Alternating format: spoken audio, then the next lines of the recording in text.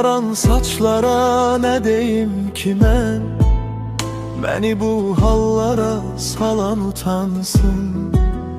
Güzel illerimi alıp elimden, yarın yanında kalan utansın. Bir ömür seninem, seninem deyip kurt kimi kalbimin içini yiyip, eynine bembeyaz gelinlik giyinip, başka birine yar olan utansın. Aşık sevdiğin bir inanmış ilan, dediği her kelime yalanmış yalan.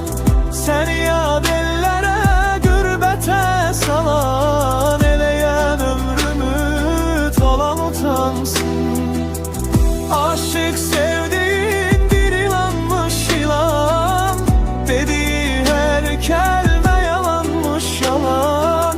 Seni yad ellere gürbete salan, eleyen ömrümü talan utansın.